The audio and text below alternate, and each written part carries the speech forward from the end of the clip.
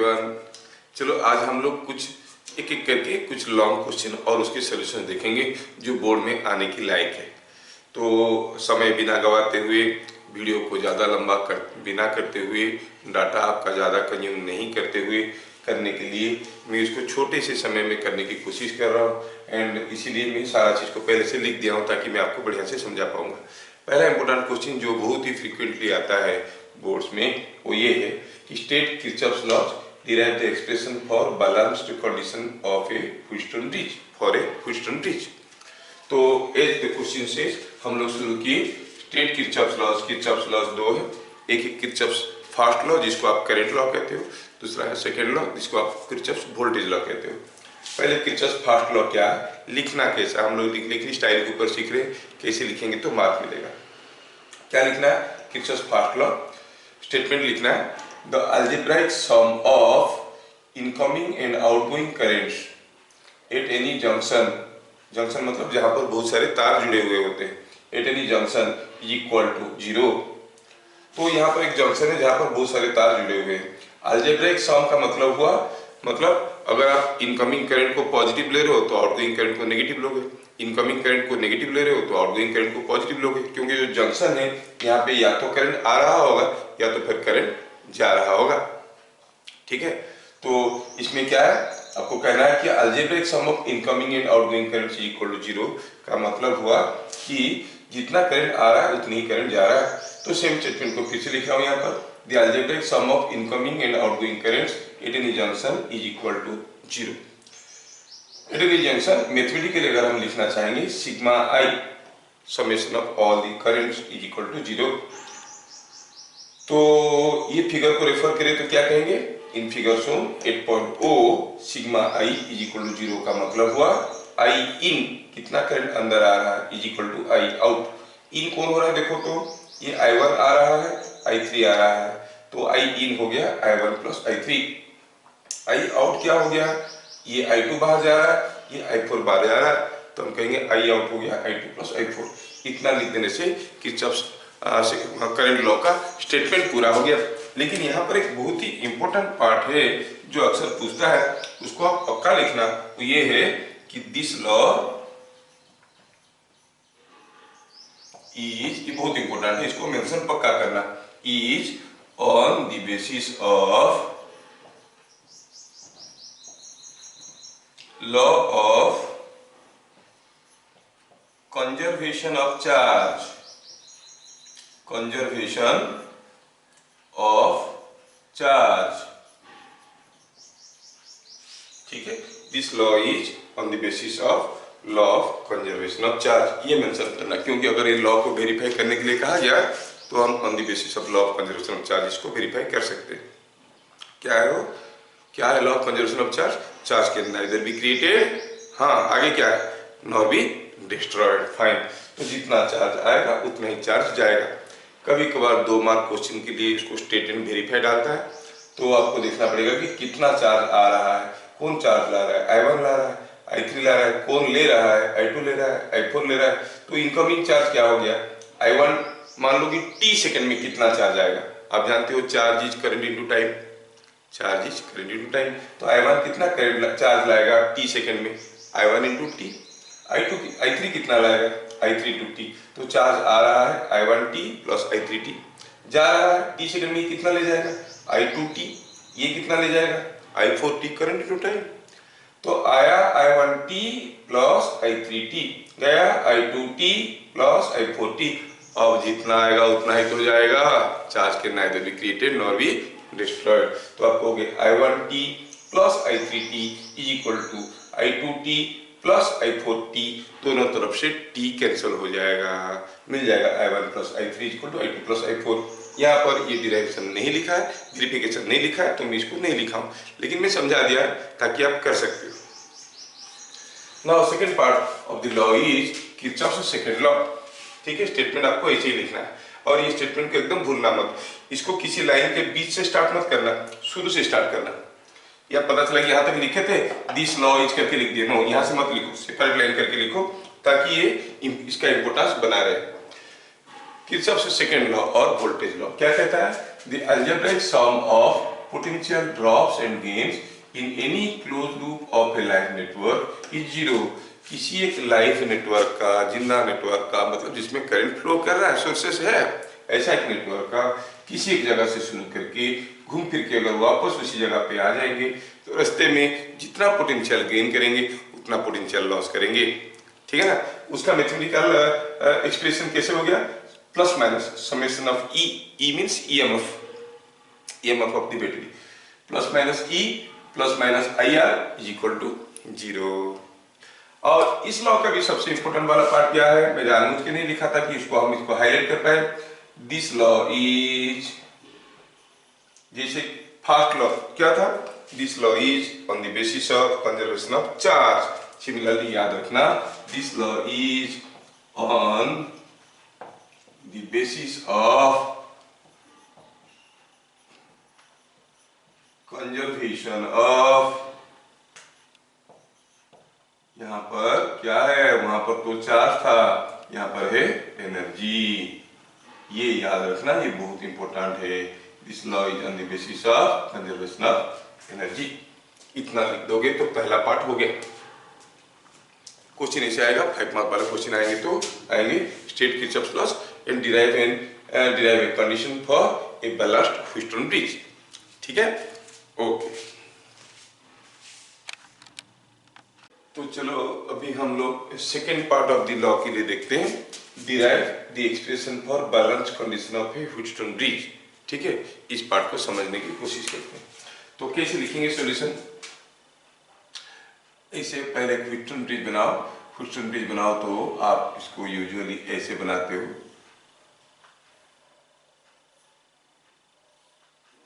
ऐसा एक सर्किट बनाते हो।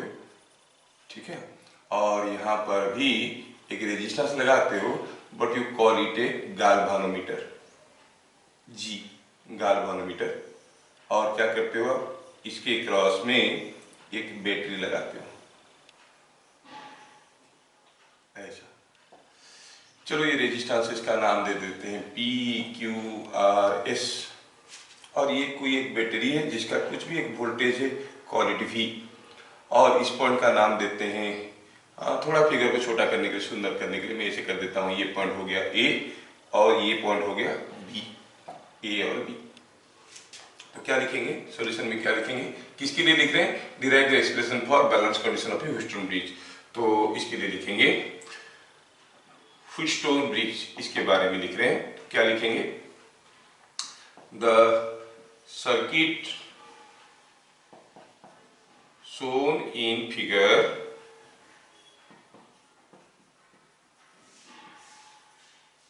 is called a Wheatstone bridge. Wheatstone bridge मैं देखो डीपली लिख रहा हूं, आपको कैसे लिखना चाहिए। ये हो गया पहला पॉइंट। दूसरा पॉइंट जो आपको नहीं मिस करना चाहिए, I am writing the way you should write so as to fetch good mark. This bridge is said to be balanced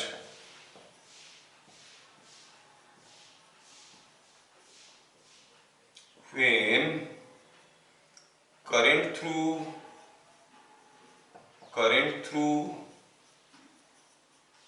the middle limb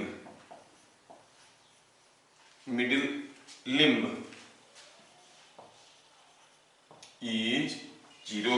इसको जी के जगह RG लिखो, गाल्वानोमीटर लगा रहता है, मिडिल लिम्ब ब्रैकेट में लिख सकते हो RG इज जीरो। मतलब क्या लिखना है यहाँ पर, फिगर में दिखाना है I is equal to zero, ऐसे लिखना है। मतलब यहाँ पर अगर कोई करंट नहीं हो रहा है तो आप कहोगे कि ये बैलेंस कंडीशन में है। तो क्या पता चला, ये सर्किट बैलेंस्ड है। कब कहेंगे it is under balanced condition, कब कहेंगे, जब इसमें कोई करंट नहीं होगा। अगर ऐसा कुछ अरेंजमेंट हुआ कि मिडिल वाले लिम्ब में कोई करंट नहीं हो रहा है तो हम कहेंगे ये बैलेंस्ड कंडीशन में है। फाइन, तो ठीक है। तो इस अभी हमें निकालना क्या है, कंडीशन। ये बैलेंस्ड है, कौन सा केस में रहेगा, क्या होना चाहिए PQRS V ये सब का वैल्यू, ताकि ये बैलेंस हो पाए। ठीक है, तो बैलेंस कंडीशन निकालने की कोशिश करते हैं। डिराइवेशन, हाँ, यहाँ पर थोड़ा सा मार्क फेचिंग करने के लिए क्या लिखेंगे, मार्क फेचिंग करने के लिए क्या लिखेंगे, एट बैलेंस कंडीशन और the circuit is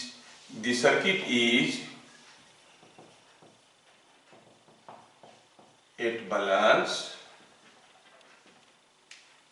condition when balance condition क्या होता है, when P into R is equal to Q into S, opposite दोनों का product P into R is equal to Q into S. ये condition अगर satisfy करेगा तो ये बैलेंस हो जाएगा। बैलेंस हो जाएगा तो क्या होगा, इसमें कोई करंट नहीं होगा। तो बैलेंस कंडीशन क्या हुआ, at balance the current set to be balanced when the current through this is zero. जब इसके अंदर से करंट जीरो हुआ तो हम कहेंगे बैलेंस्ड हो गया, बैलेंस्ड कंडीशन में है, मतलब बैलेंस्ड कंडीशन का प्रॉपर्टी है कि करंट जीरो होगा। लेकिन बैलेंस्ड है कब कहेंगे, कब होगा बैलेंस, जब ये दोनों बराबर हो जाएंगे, product P into R is equal to Q into S. थोड़ा सा रिपीट कर देता हूं, अगर ऐसा कोई सर्किट में P into R is equal to Q into S होता है, हम कहते हैं circuit is under balance condition. Symptom क्या है, कैसे पता चलेगा बैलेंस कंडीशन में आ गया कि नहीं, तब देखोगे बैलेंस कंडीशन में इसके अंदर से करंट जीरो होगा, यहाँ पर कोई करंट जीरो नहीं होगा। इसके अंदर से कोई करंट नहीं होगा, किसके अंदर से, थ्रू द मिडिल लिंब। ये G क्यों लिखे, क्योंकि यूजुअली यहाँ पर एक गाल्वानोमीटर कनेक्टेड रहता है, तो रेजिस्टेंस ऑफ द गाल्वानोमीटर तो Rg लिखे, ठीक है। अब हमें पता चल गया है कि अगर PR is equal to QS होगा तो इसके अंदर से कोई करंट नहीं जाएगा। यही चीज हमें प्रूफ करना है, यही चीज हमें डिराइव करना है। मैं इसको पहले क्यों लिखा, क्योंकि यही हमें प्रूफ करना है। तो ये नॉलेज आपके पास है बोलने से आधा मार्क आपका हो गया, प्रूफ करोगे बाकी आधा मार्क हो गया। मतलब आपको अगर यहां तक भी लिख के छोड़ दोगे विल गेट 50% मार्क, क्योंकि प्रूफ नहीं किए लेकिन नॉलेज है कि PR is equal to QS। तो मैं जैसे लिख रहा हूं इसी सीक्वेंस में करना ताकि आपको अच्छा मार्क मिले। ओके, तो इसको समझाने के लिए मैं क्या करता हूं, सपोज हम कहेंगे यहां से कोई करंट I आ रहा है, ये करंट कुछ I निकल के आया। जब I करंट आया तो ऑब्वियसली इसमें से कुछ करंट X जा रहा होगा, इसमें से कुछ करंट अलग करंट जा रहा होगा। I का कुछ हिस्सा इधर गया, कुछ हिस्सा इधर गया, Y करंट इधर गया। और अगर X करंट यहाँ पर आया तो X में से इधर कितना गया, हम लोग बात कर रहे हैं कब, बैलेंस कंडीशन का। बैलेंस कंडीशन में करंट क्या है, जीरो। तो यहाँ पर अगर करंट जीरो है, इधर से X आया, किरचॉफ्स करंट लॉ लगाओ, X से जीरो इधर चला गया, बाकी इधर जाएगा, मतलब बाकी कितना X। यहां से Y आया, इधर से जीरो करंट आया, Y के साथ जीरो मिला, क्या हो जाएगा, सेम Y।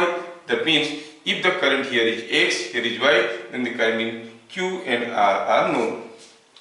तो क्या लिखेंगे, इफ करंट, हम क्या कर रहे हैं अभी, प्रूफ करने की कोशिश कर रहे हैं, प्रूफ। इफ और let current in P and Y, P and S, let current in P is X, current in S is Y, ठीक है, ये हम assume किए। हाँ, तो क्या देखें, let current in P is X and current in S is Y। अब हम जानते हैं कि at balance condition you know IG is equal to zero. IG क्या है, ये जो I है यहाँ पर जो I लिखे थे इसको IG कहो, क्योंकि बीच वाले में जा रहा है, गाल्वानोमीटर से करंट जा रहा है। एट बैलेंस कंडीशन, ठीक है, एट बैलेंस आप कहोगे IG जीरो है, और हम जानते हैं इसी को बैलेंस कंडीशन में ये प्रॉपर्टी एग्जिबिट करता है। हमें प्रूफ क्या करना है, अगर IG जीरो है तो PR is equal to QS, PR is equal to QS, है ना। तो at balance condition IG is equal to zero. अगर IG is equal to zero हुआ तो पहला चीज क्या निकल के आया देखो, अगर इधर से x करंट आएगा, IG 0 है तो इधर x करंट भी जाएगा। क्या लिखेंगे, KCL to junction A। KCL word को पक्का लिखना क्योंकि इसी में मार्क मिलेगा। जंक्शन A को KCL अप्लाई करेंगे तो इसमें से अगर x करंट आ रहा है, इसमें से इधर IG जा रहा है, तो इधर से जाएगा वही x ही जाएगा क्योंकि IG 0, x आया 0 भाग गया, बाकी करंट इधर गया। Gives current in Q is x। KCL to junction B, KCL to junction B gives, देखो B को हम जंक्शन B को KCL अप्लाई करेंगे तो जितना करंट आएगा उतना ही करंट जाएगा। इधर से आ रहा है 0, इधर से आ रहा है y, तो जाएगा कितना y। गिव्स करंट इन, कौन सा रेजिस्टेंस है ये, R इज y। ठीक, ये पहला पार्ट हमें समझ में आ गया। दूसरी part, at balance IG is equal to 0। IG अगर 0 है, IG अगर 0 है, as IG is equal to 0, इसका मतलब क्या हुआ देखो तो, potential difference by RG is equal to 0। ये दोनों पॉइंट में पोटेंशियल डिफरेंस कितना है, यहां से यहां तक जाओ तो आप देखोगे करंट 0 है तो IR होता है पोटेंशियल डिफरेंस, तो आप कहोगे VA minus VB is equal to IG into RG and that is equal to 0। Why, because क्या कि IG is equal to 0। IG 0 हो गया तो मिला आपको IG into RG is equal to 0। ठीक है, ये बात हो गया। तो क्या पता चला, at IG is equal to 0, VA minus VB is equal to 0। अब VA माइनस VB निकालने का तरीका क्या, आप इधर से जाओ, ऐसे मुड़ के जाओ, इधर से जाओ, इस रास्ते से अगर जाओगे तो यहाँ से यहाँ तक जाओगे, जो पोटेंशियल डिफरेंस आएगा वो है VA माइनस VB। चलो चलते हैं। Here we are going in the direction of current, in the opposite direction of current. Current always flows from higher to lower potential, और आप उल्टा जा रहे हो, मतलब आप लोअर से हायर की तरफ जा रहे हो, आप वोल्टेज गेन करोगे। ओम्स लॉ कहता है कि जो पोटेंशियल है कोई रेजिस्टेंस में वो IR है, मतलब आप गेन करोगे S इंटू वाई। फिर से रिपीट कर रहा हूँ, करंट A से फ्लो कर रहा है, आप B से A तक जा रहे हो, B से A तक जा रहे हो, तो यहाँ पर आप करंट का उल्टा डायरेक्शन में जा रहे हो और आप पोटेंशियल गेन कर रहे हो।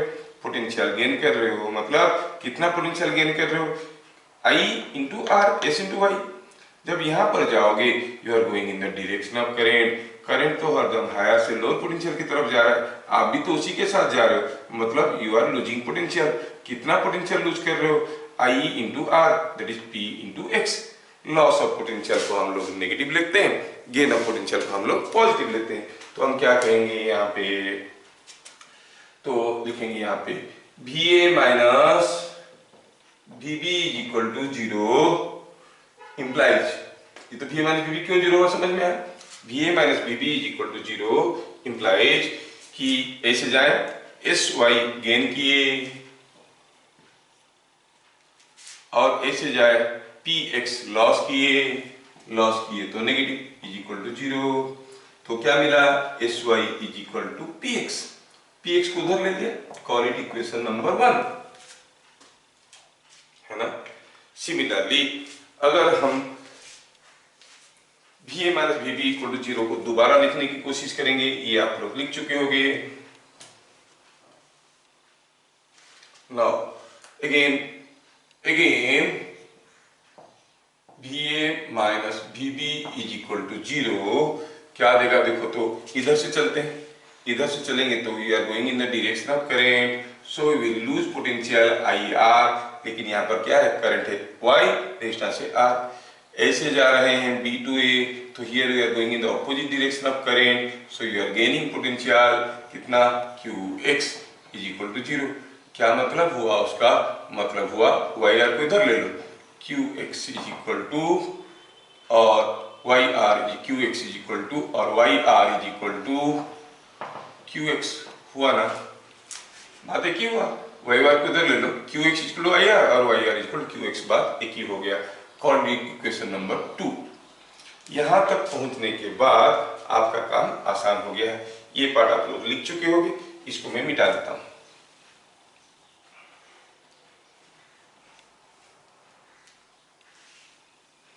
अच्छा, तो नाउ इक्वेशन 1 जो था डिवाइडेड बाई इक्वेशन 2 क्या दे रहा है, चलो देखते हैं। 1 दे रहा था S Y equal to P X, ये क्या दे रहा है R Y equal to Q X. Divide करेंगे दोनों तरफ, ठीक है, डिवाइड करेंगे तो क्या मिलेगा, y cancels out, x cancels out, s by R is equal to p by q, मतलब p को इसके साथ मल्टीप्लाई करो, क्रॉस मल्टीप्लाई करो, P R is equal to Q S. Yes, condition आ गया। मतलब अगर P R is equal to Q S होगा तो मिडिल वाले में करंट 0 होगा। So this is the long question जो यूजुअली आता है, state Kirchhoff's laws and derive a balance condition for the Wheatstone bridge. ये आपको आना बहुत जरूरी है, ठीक है।